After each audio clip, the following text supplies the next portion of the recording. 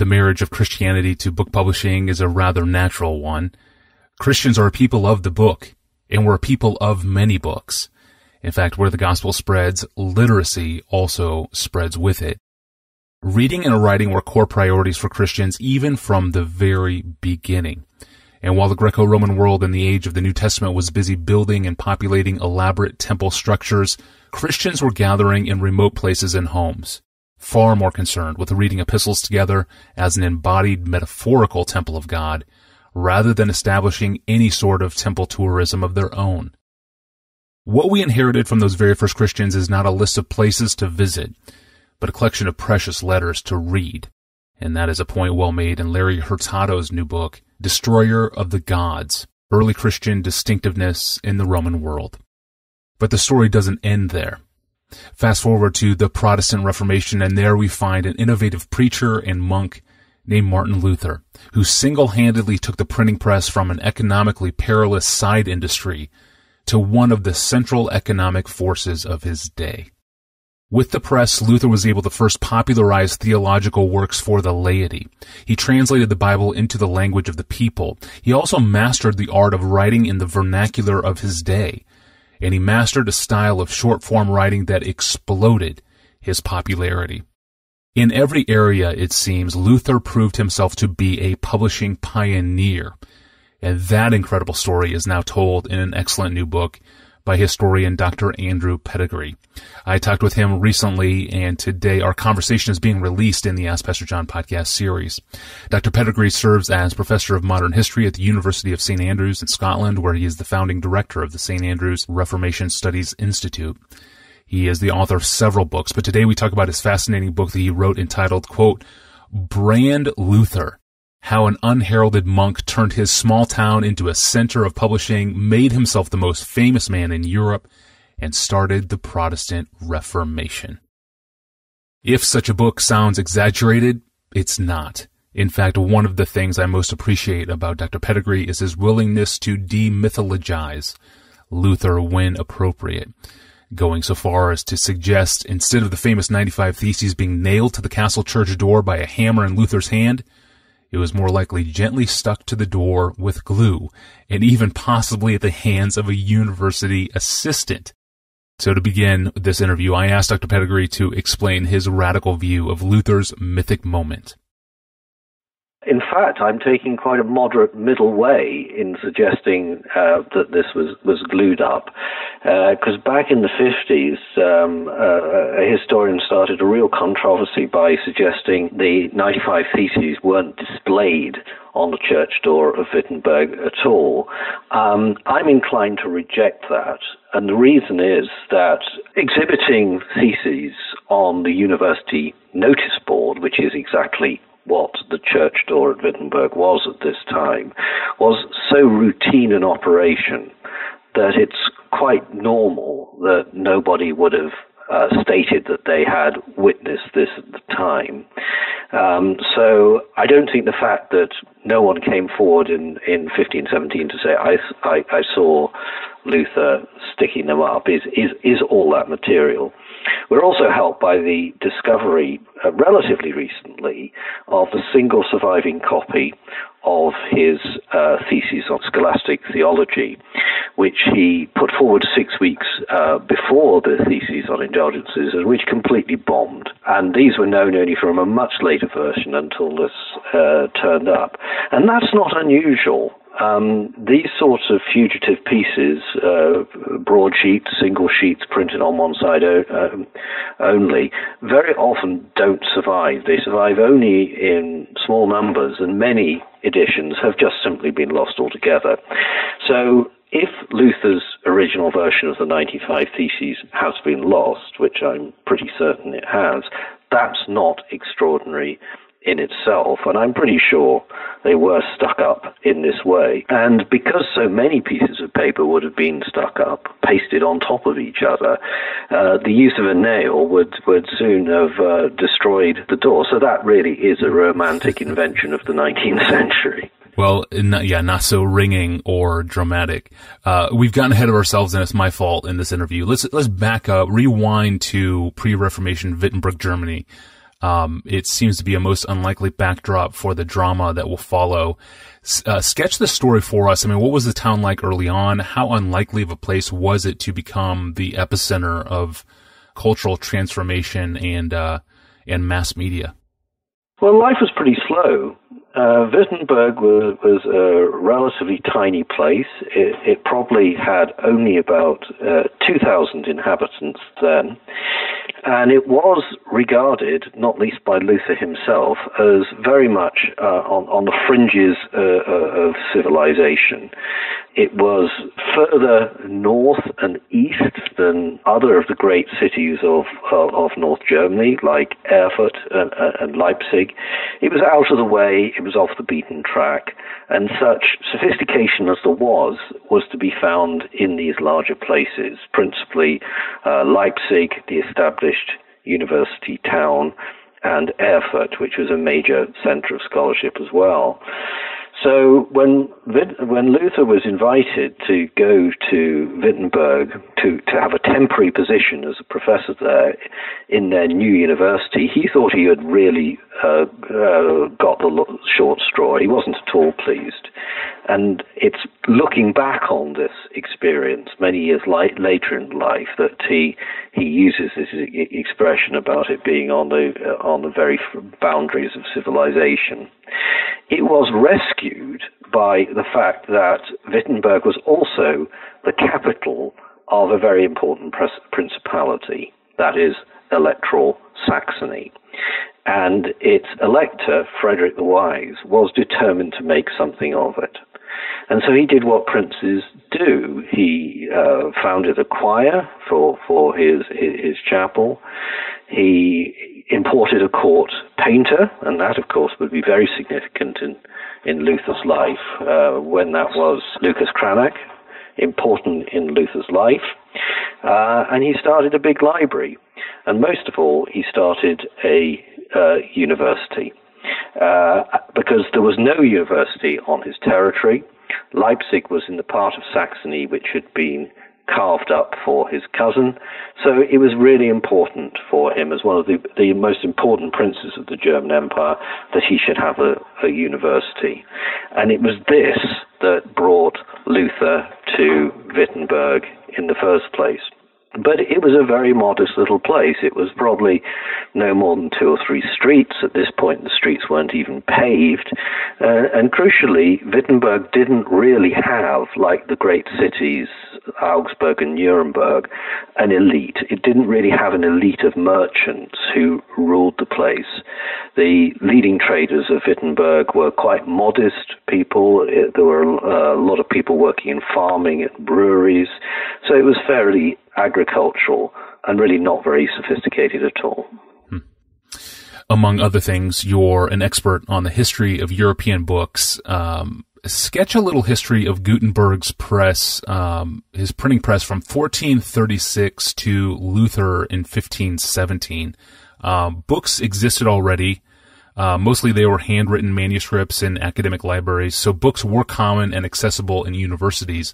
Prior to Luther, I mean, what was the printing press used for during this early era? Well, yes, it's a good thing to start with the reflection that medieval Europe was already full of books, handwritten books, which were often very beautiful, and were very flexible. And this is one of the things about the manuscript, that basically the owner of a text would pretty much decide the contents. They didn't need to have the whole of a book copied for them. They could have the bits they wanted. They could then put it in a volume with other bits from other books. So it was a very flexible medium.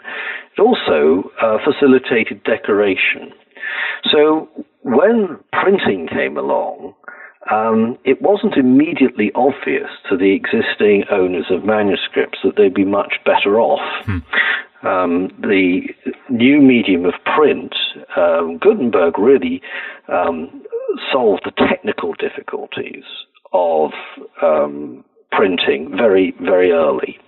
It was a masterpiece of technology, but it proved to be a very difficult sale, because here you have, instead of having one copy of a manuscript which has been desired by the person who brings it into being, you have 200 or 300 copies, probably even more, which had now to be sold to people who until that moment hadn't even known that they wanted it. Furthermore, those 200 or 300 people might be spread all around Europe. And furthermore, instead of the multicolored object that was their manuscript book, they were being offered something in black and white. In many respects, this represented a step backwards for book culture rather than a step forwards. And it's important to recognize that, because the publishers of the first books very often went bankrupt. Gutenberg's the shining example, but it happens over and over again in Europe, because they now had too many books which they wanted to sell to too few people. So in order for books to survive, or in order for print to survive as a technology, they had to find a way to reach new markets. And this happened in two stages. First of all, it turned out that the ruling powers, the church and the governors of Germany and elsewhere, were print's best friend, because they provided lots of regular work. Furthermore, this was work which was often being done for a single client who would pay for the whole job. Instead of having these 200 or 300 copies for complex Latin text to sell to people all over Europe, the local prince would come in and say, I need 200 copies of an ordinance against beggars. And so you print this up for them, his secretary would come and get it, and you'd get paid. So it was the ideal job for a printer. The church, too, was a very good client, not least in its sale of indulgences, because the indulgence sales required enormous amounts of print. Sermons, announcements, copies of the papal bull, and most of all, the indulgence certificates themselves. So one of the ironies of Luther's movement is that he was attacking one of the major sources of income of the print industry. And he had, therefore, to be a better bet for them than what he was urging them to discontinue. And this worked. A lot of the people who printed for Luther had, in the years before the Reformation, printed for the church and printed indulgences. So what the Reformation does, and why this is critical to the history of printing, is it inculcates the habit of buying books into many people who would not previously have owned books, and certainly not have owned a collection of books. And Luther managed this by his instinctive sense that it was a way to present theology in German to a wider audience in short texts. And all of these things were new, and together they were a revolutionary cocktail. Incredible. I mean, that's such a fascinating story. And I want to talk about indulgences a little later, but I want to underline this point here because I think we take it for granted. Luther's use of the printing press brought about the new need to sell books to people who didn't know what was inside of the book, and that meant broadening the market. I mean, so what drew new book buyers to Luther's works? That's right, at the beginning. And what would have sold the books to these people is the scandal of Luther, the sense that was buzzing around the news world that something very odd was going on in this tiny place in North Germany. And this monk was standing up against the whole church. And I think what attracted people to Luther was, first of all, curiosity. Now, it's also true that for Luther's protest to become a movement, it needed other people to join in. And it was because ministers would stand up in their own pulpits, priests would stand up in their own pulpit and say, you've heard of this man, Martin Luther, and I have to tell you that what he's teaching is right, and his criticisms of the church are justified. The Reformation actually doesn't really establish itself successfully in many places where there isn't a local minister preaching in support of Luther. So that's where Luther's Latin works are important. He's still a very effective Latin writer, and that is persuading his fellow priests that his criticisms are justified. And then this has a sort of snowball effect. Once their respective respected local preacher is preaching in this way, people begin to go out, buy Luther's works, and once they buy one, they buy many. Because one of the things about Luther is he writes an extraordinary number of different original works in this first 5 years of the Reformation.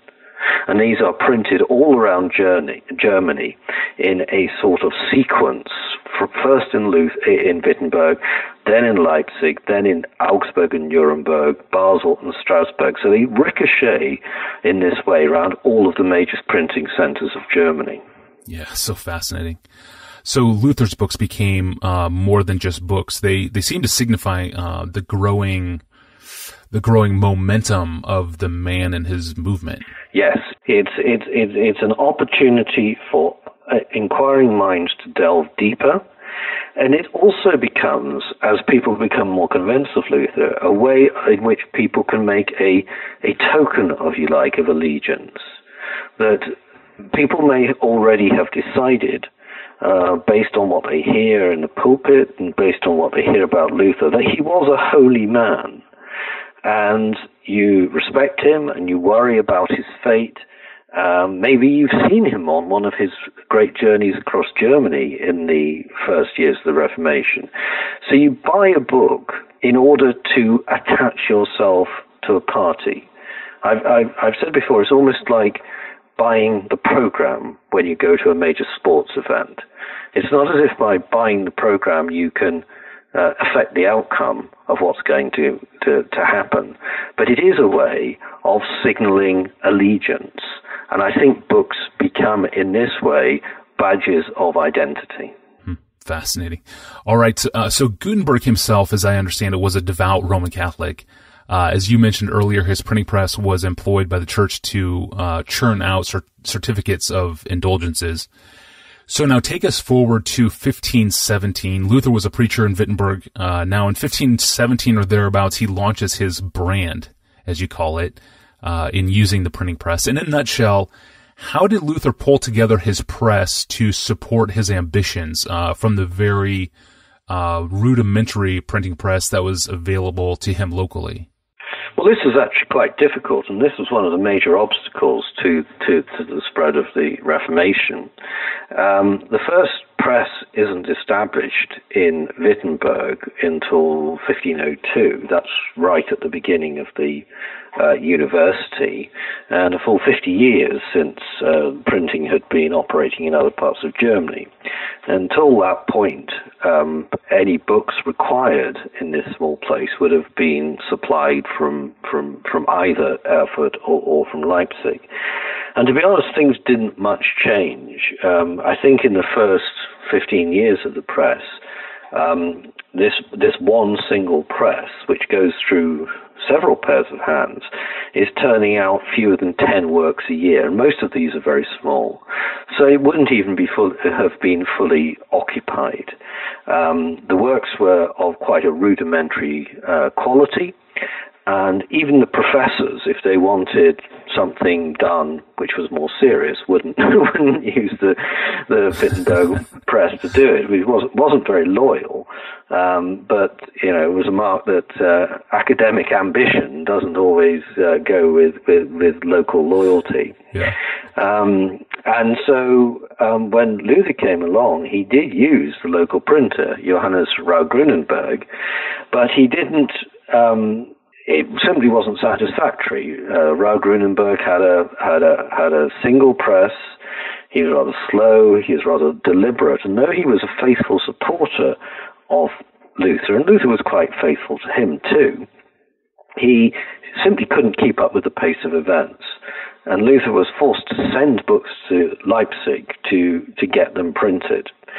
Now, in the first days of the Reformation, this worked by this sort of ricochet effect I've been describing, that Rau-Grünenberg's first editions were reprinted quickly elsewhere, and this was quite an effective way of spreading the word. But Luther realized that he just couldn't stay like this, that he had to have a better source of printing in Wittenberg. So he actually took the personal initiative of ensuring that a second print shop was established in in Wittenberg. He got one of the established one of the most experienced Leipzig printers, to send his son to start a branch office in Wittenberg. And then with this much better equipped shop, the press, the Wittenberg press, improved enormously. But perhaps the critical element of this was not the Leipzig shop itself moving to Wittenberg. It was the involvement of the painter Lucas Cranach. Cranach was by this point one of the richest people in Wittenberg. He built a huge workshop factory where he turned out art for the prints. But he also was extremely shrewd financially, and he recognized in printing a big growth area to get into.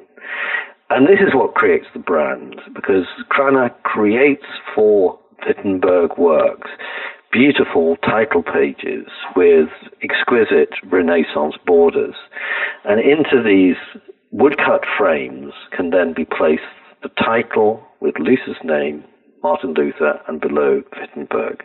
And it's this which I think brands Luther's works very effectively. I think I'm more sure of this, actually, than when I wrote the book, because one of my students has been working on this material here, and he's discovered not only the vast number of books which appeared in this uniform with these wonderful woodcuts, but the number of times that these Wittenberg images were plagiarized by printers outside Wittenberg. And not only did they recut the woodcuts to give them the appearance of Cranach's work, but they actually put Wittenberg on the title pages as well. So they were appropriating the Wittenberg brand in order to sell books which weren't printed in Wittenberg. I think that must have been very frustrating for Cranach, but it was a mark of just how successful this had been. Yeah, that's very interesting. Designers have really been important in the history of the Reformation book printing, even from the beginning 500 years ago. And of course, Cranach is most famous for Luther's portraits. And Luther himself was very clearly a master of book aesthetics and design himself. These are big deals for him. So the popularity of Luther's works generate massive sales that benefit the press and push his further works. I mean, give us a sense of the economics of Luther's publishing momentum. Well, the economics, I think, are that there is some absolute growth in the market, in the sense that people spent more disposable income on books. But there's also an extent to which these sums were being redirected to the public, to the buying of Luther pamphlets from other purposes, whether it was longer Latin books or indeed indulgence certificates. Because a single page, your certificate of indulgence, might actually cost you a very considerable sum. Just before 1517, the German Church had introduced a sort of sliding scale, a sort of income-related tax, which you had to pay for your indulgence. So if you decided that on theological grounds you would no longer supply yourself with an indulgence, that left quite a lot of disposable income, which could then be redeployed into other sorts of books. So in general terms, the market grows in absolute terms and also shifts from Latin to German. It's also the case that so many of Luther's texts are very short that you actually can buy quite a lot of texts for the same amount of money that you would once have spent on a single Latin text. So the economics are very much in favor of the Reformation. And the good thing about these small books is the rate of return. If you publish a 16-page quarto pamphlet, that needs only 2 pieces of paper printed front and back and then folded. So that's basically 2 days' work. So within 3 or 4 days of getting the text into the shop and getting your compositor to make up the printed pages, you've got something to sell. And Luther sold so well that you might sell out the whole edition without the need to send it anywhere but where your shop was, whether that was Wittenberg or Augsburg. compare that to a major Latin text, which would have be required perhaps 9 months to complete the printing.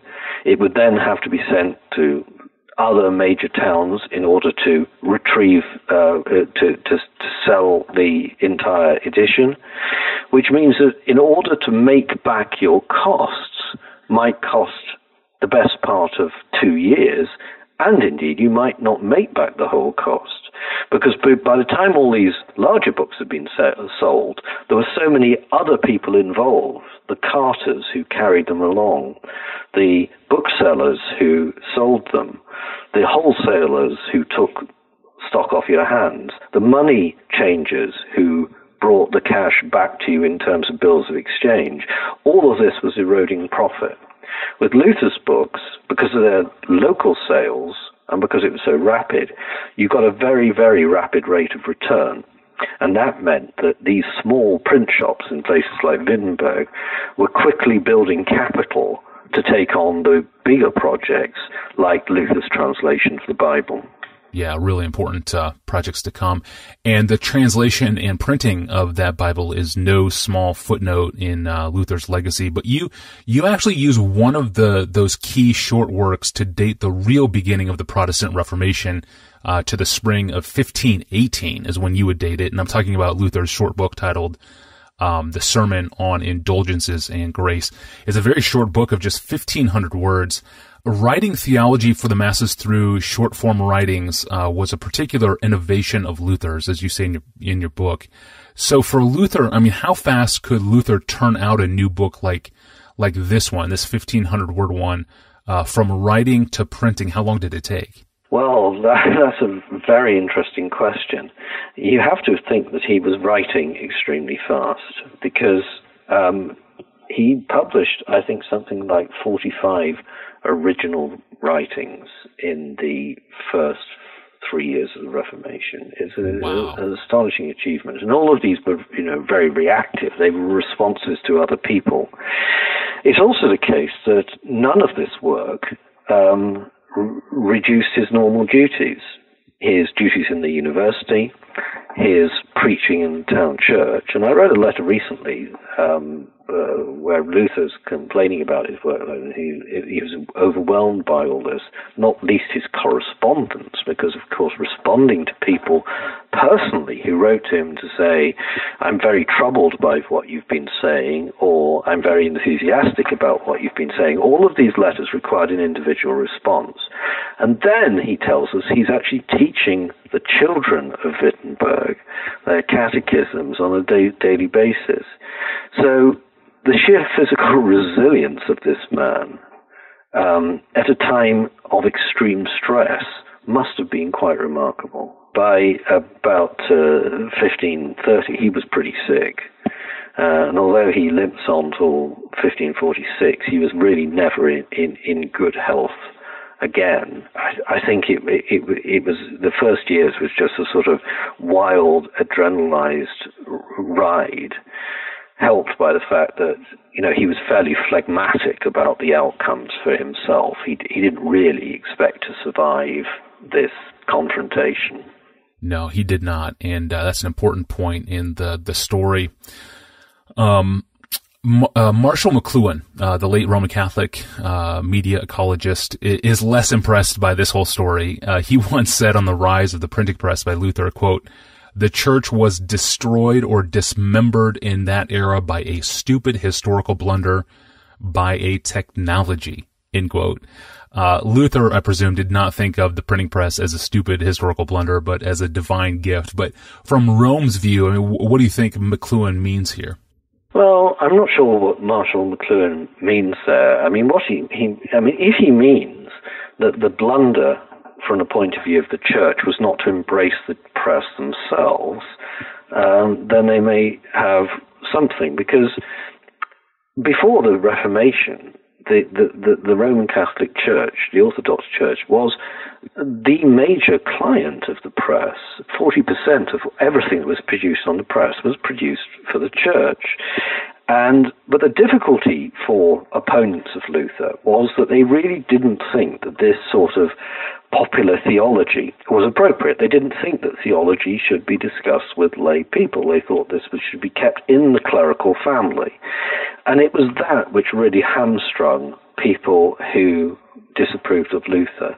Luther's opponents were actually very capable, but they were by and large writing in Latin. And the historical blunder of the church was the refusal to follow Luther into the vernacular. And by the time they woke up to that fact and began producing vernacular works, Luther had so much of an advantage that by and large their works didn't sell. And if you like, the test is the marketplace here. And Luther and his supporters sold 9 books for every one that their Catholic opponents sold. And it was that imbalance that really made it very difficult to restrain the impact of the Reformation. Yeah, absolutely.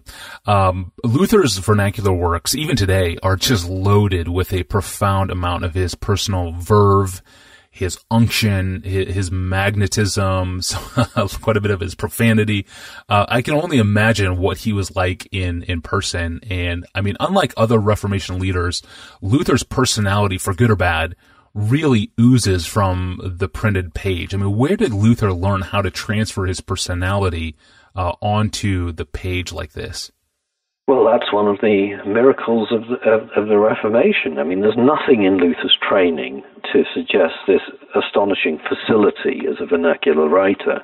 He was in his 30s before he'd published anything. He'd had a perfectly conventional theological education, and he was known famously for having being assailed by prodigious doubts about his own salvation and about his relationship with God. And that doesn't suggest someone who would bring to the written word tremendous clarity.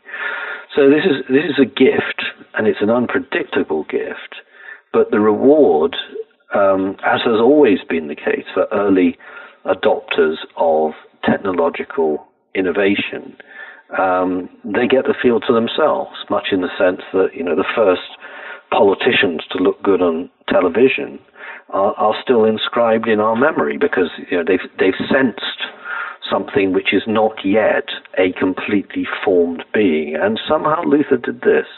And it's quite right to say that until Luther, theological writing was never brief and never had this extraordinary directness. How did Luther find this? I think what's important, but doesn't explain it, what is important is his experience as a parish minister.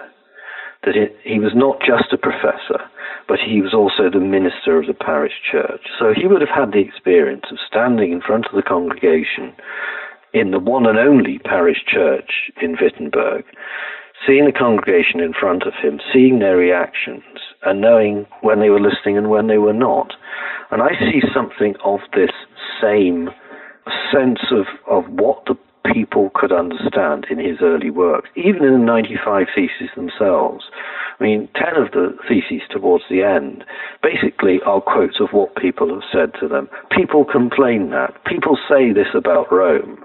And that's quite unusual, particularly in the original Latin, in an academic document like dissertation theses. That was Dr. Andrew Pettegree, professor of modern history at the University of St. Andrews, speaking with me from his office in Scotland. We've been talking about his fascinating book titled Brand Luther, How an Unheralded Monk Turned His Small Town into a Center of Publishing, made himself the most famous man in Europe, and started the Protestant Reformation. You should check it out. It's on Amazon. And thank you for listening to this extended conversation and special episode of the Ask Pastor John podcast. I'm your host, Tony Reinke, and we'll see you next week with John Piper. We'll see you then.